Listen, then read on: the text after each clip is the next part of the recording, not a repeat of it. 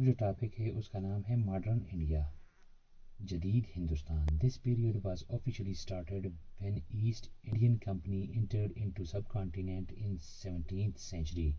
The British brought a new culture in India. It was a combination of Western culture. یہ دور باضابطہ طور پر اس وقت شروع ہوا جب ایسٹ انڈیا کمپنی 17ویں صدی میں بر صغیر میں داخل ہوئی.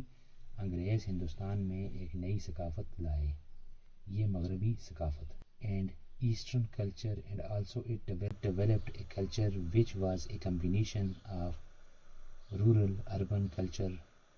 Western culture means Western language, Western ammunition, Western education and Western administration. اس ثقافت کا امتزاج تھا اور اس نے ایک ایسی ثقافت کو بھی فروغ دیا جو دیہی شہری ثقافت کا امتزاج تھی. مغربی ثقافت کا مطلب مغربی زبان، مغربی اسلحہ، مغربی تعلیم اور مغربی انتظامیہ. entered into Hindustan. On the other hand, ancient panchayat system which was abolished in medieval era was restored back by Britishers and also continued. the مغربی انتظامیہ کا ہندوستان میں داخل ہونا تھا اور دوسری طرف قدیم پنچایت نظام جسے قرون وسطیٰ کے دور میں ختم کر دیا گیا تھا انگریزوں نے بحال کیا اور مغلوں کی شہری ثقافت کو بھی جاری رکھا. Mughals urban culture. That how rural urban combination emerged.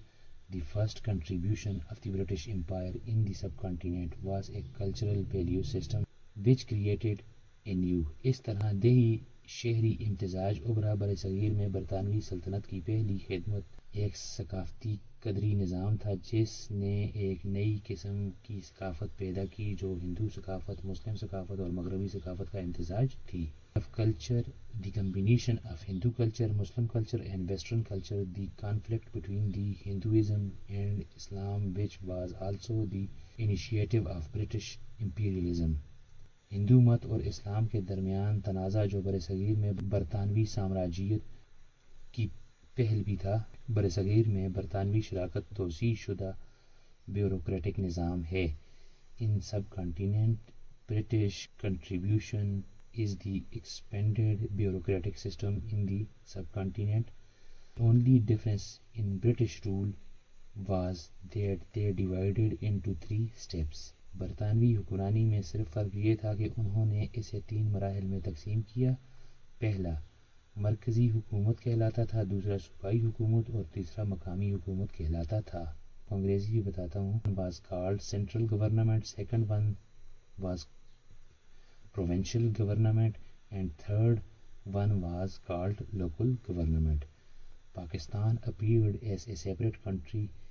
The credit goes to Britishers because they strengthened the concept of Islamic community by creating conflicts with Hindus through which helped Pakistan ایک علیحدہ ملک کے طور پر ظاہر ہوا. اس کا سہارا انگریزوں کو جاتا ہے کیونکہ انہوں نے ہندوؤں کے ساتھ تنازعات پیدا کر کے اسلامی برادری کے تصور کو مضبوط کیا جس سے مسلمانوں کو اپنی صلاحیت کو پہچاننے میں مدد ملی.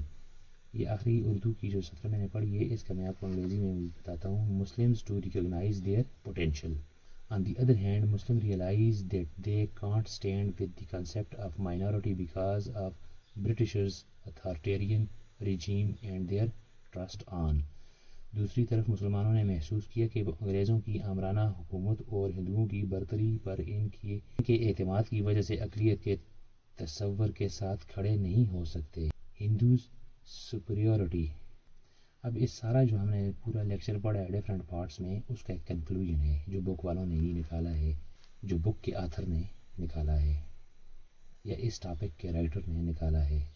Number 1، India doesn't own anything of its own and things were improved like. نتیجہ نمبر 1 یعنی نمبر 1، ہندوستان کے پاس اپنا کچھ نہیں ہے اور اہم چیزیں درآمد کی گئی ہیں جیسے Hindu religion, Hindu civilization, Hindu caste system, Hindu panchayat system was brought by Aryans. Similarly, Islam Islamic civilization, Islamic language and Urdu was brought by Muslims. ہندو مذہب، ہندو تہذیب، ہندو ذات پات کا نظام، ہندو پنچایت کا نظام آریاؤں کے ذریعے لایا گیا. اسی طرح اسلامی تہذیب، اردو جیسی اسلامی زبانیں مسلمانوں کے ذریعے لائی گئی.